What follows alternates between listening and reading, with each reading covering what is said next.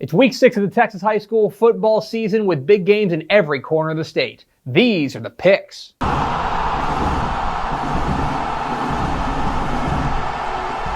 Welcome into the picks presented by Visit Arlington, your guide to Texas high school football weekend. My name is Greg Tepper of Dade Campbell's Texas Football and TexasFootball.com. Thank you so much for tuning in, and it's kind of hard to believe, but the small school ranks, 4A through 1A in Texas high school football, this is the midway point of the regular season. Week 6, there's 11 weeks, week 6, right in the middle. And so, things are starting to get pretty tight in the small school ranks. The big school ranks, of course, enter week 2, and a number of 6A and 5A teams will be playing their first game of the season. That's going to make things extra exciting as we head into October. So, huge games all across the state, but we start in DFW. 7:30 p.m. Friday night at Allen's Eagle Stadium. DFW takes on Houston as the Allen Eagles welcome in the Atascocita Eagles. What are the keys to this matchup? Key number 1, who's your quarterback? And that's a question for both teams in this matchup.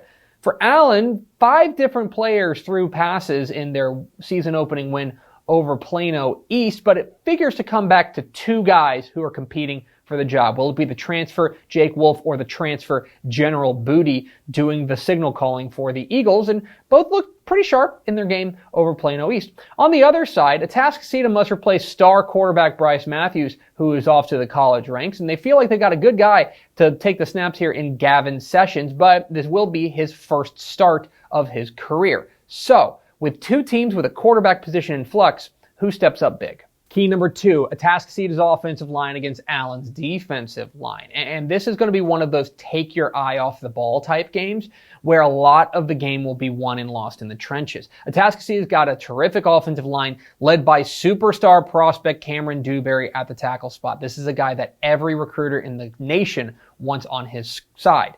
Going up against an Allen defense that is kind of reloading right now. They only bring back 1 starter from last year's team, but there's high hopes for guys like Link Smith at the linebacker spot. This front 7 for Allen has to do a better job of slowing down Atascocita than they did against Plano East in their opener. So, when the Atascocita offensive line meets the Allen defensive front, what happens? And key number 3, the streak.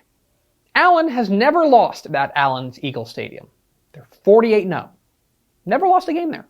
And that's something everybody knows. Okay? That's not a secret. That's something that Texas high school football coaches talk about. In fact, if you go back to last year, Dickinson came to Allen under the express purpose of breaking the streak. They wanted to be the team that knocks off Allen at Eagle Stadium.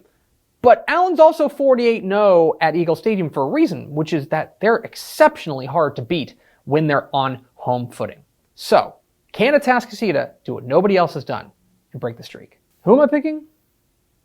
I'm going with Allen. You don't pick against the streak, and I'm not going to pick the Allen Eagles to lose their first ever game at Allen's Eagle Stadium. A big reason why is the playmakers that they have in Bryson Green and Blaine Green. They are 2 outstanding wide receivers who are going to make their presence felt in this game. Furthermore, they do have an advantage in that they've played a game. Yeah, it wasn't perfect against Plano East, but they do have a game under their belt. This will be the first game for Atascocita after a long road trip, mind you. Now, I think that the key for Atascocita in this game is going to be on the defensive side. Can they turn the ball over, get a couple of stops, and put the pressure on Allen, make this young Eagles team start thinking about it? That's going to be key. Can Atascocita play from ahead? But for now, you don't pick against the streak. I think Allen moves to 49-0 at Allen's Eagle Stadium. Let's go to the South Plains. 7 p.m. Friday night at Pirate Stadium at First United Park in Lubbock. It's a big-time clash in the Hub City as the Lubbock Coronado Mustangs take on the Lubbock Cooper Pirates. What are the keys to this matchup? Key number 1, the Sawyer Show. Let's talk about Sawyer Robertson, the quarterback for Lubbock Coronado, who may in fact be the most underrated player in the state of Texas. He's a 3-year starter there for the Mustangs, and last week he became the 108th player in UIL 11-man Texas high school football history to rack up 8,000 career passing yards. That's really impressive. And furthermore, he's gotten better every single year and seemingly every single week. He has a tendency to step up in the big game. Well, this is a big game. What does Sawyer Robertson have to say about it? Key number 2, Cooper's lockdown defense. Is Lubbock Cooper the best defense west of I-35? I mean, maybe. This defense is really good. Linebacker Kobe McKenzie and Kyler Jordan at the defensive end spot lead an absolutely ferocious defense that shut out Amarillo Caprock last week. Heck, Ryan Fife had 2 safeties in their win last week. This is a defense that is absolutely loaded and figures to be one of the very best in the state. So, what do they have to say about this game? And key number 3, oh yeah, the other side. So there's going to be a lot of focus on the Lubbock Coronado offense against the Lubbock Cooper defense, right? Because that's the marquee matchup. But obviously, there's going to be a whole other side to this game, and I think that it's going to be pretty interesting. You know, Lubbock Cooper's got a great quarterback in Cooper Lefebvre and a strong running game led by Cutter Douglas going up against Nigel Braithwaite and what I think is an emerging and improving Coronado defense. Now, look, they are not the superstar units on their respective squads, but they're pretty solid, good enough to take them where they want to go. So which of the off units can come up with the big game? Who am I picking? I'm going with Lubbock Cooper. I think the Pirates come away with a win, obviously on the strength of their defense. Kobe McKenzie is a superstar right there in the middle of the defense, and I think that they're going to be able to at least hold down what is an explosive Coronado attack. The other side is where I think Cooper may have the advantage. I think they're going to be able to balance their offense with Cutter Douglas and Cooper Lefebvre, have a little bit of traction against Coronado.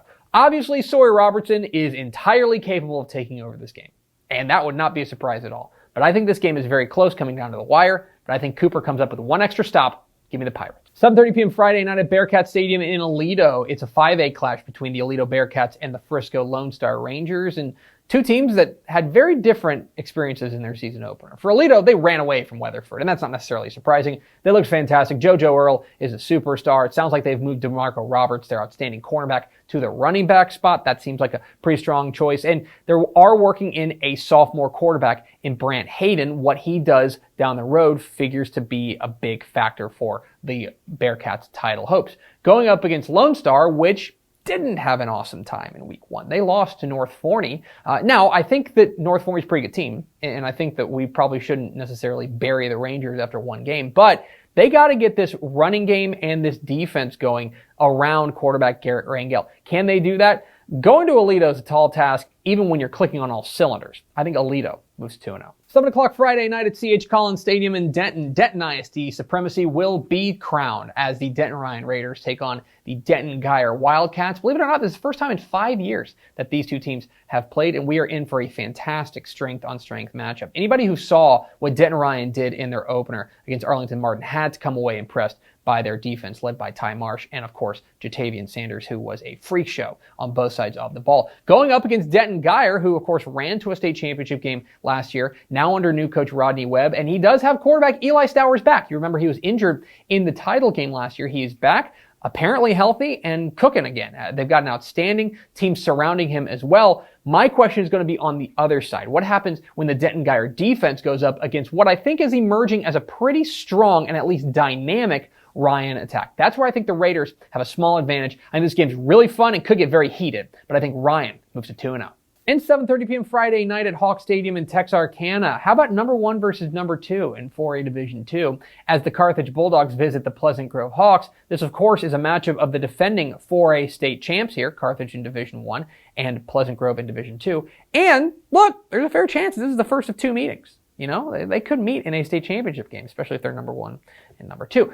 All eyes in this game are going to be on the offense for Carthage going up against the Pleasant Grove defense. Of course, the Pleasant Grove defense features Landon Jackson and Nick Martin. On the other side, Kai Horton and Mason Courtney showed no signs of rust last week in their win over Gilmer. I think this game's really interesting. I'm also intrigued by the chess match from the coaches. Knowing full well that there's a chance you're going to see each other again, do they have a little bit more of a vanilla game plan? It's going to be very interesting to see, but I think Carthage goes on the road and gets a win.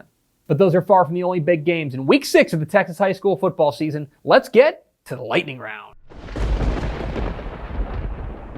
Lake Travis starts 1-0 with a win over Round Rock Westwood. Give me Centerville to beat Jewett-Leon. And one of the great rivalries in Texas high school football, I like Stephenville over Brownwood. Crosstown showdown in the Big Country, I like Abilene Cooper over Abilene. Give me Argyle over Melissa in a battle of unbeatens. And Newton gets past Anderson Shira. Corpus Christi Calallen beats Kerrville Tivy. Marshall beats longtime rival Longview. And give me Wimberley over Alice. We get to see a number of teams for the first time this year. I like DeSoto over Converse Judson. Welcome back, El Paso. I think El Paso Americas beats El Paso Del Valle, and give me Duncanville to win their opener against South Oak Cliff. Cedar Hill starts 1-0 with a win over Arlington. Hondo stays undefeated with a win over Comfort, and I like Tyler Legacy to beat Tyler in the Rose City rivalry. El Paso Burgess beats El Paso Montwood. McCamey beats Petrolia, and I like Beaumont United over Port Neches Groves. Jordanton beats Poteet. Give me Cibolo Steel to bounce back with a win over San Antonio Reagan. And Galena Park North Shore keeps rolling with a win over Klein Collins. Manville over Crosby. Sabinal over DeHennis. And I like San Antonio Johnson over San Antonio O'Connor. I like Austin Westlake over Hewitt Midway. Give me Wink to beat Crane.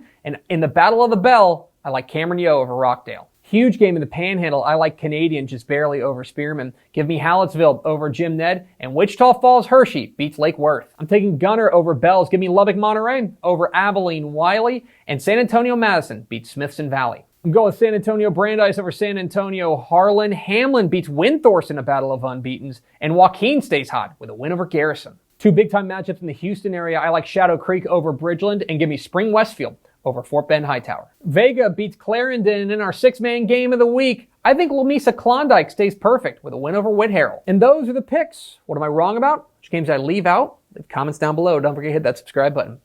Follow us on Twitter at DCTF. Like us on Facebook, facebook.com/Dave Campbells. Follow us on Instagram, instagram.com/Dave Campbells. And of course, see us at texasfootball.com. Thanks for watching. Enjoy week 6 of the Texas high school football season. Be safe, wear a mask. We'll see you.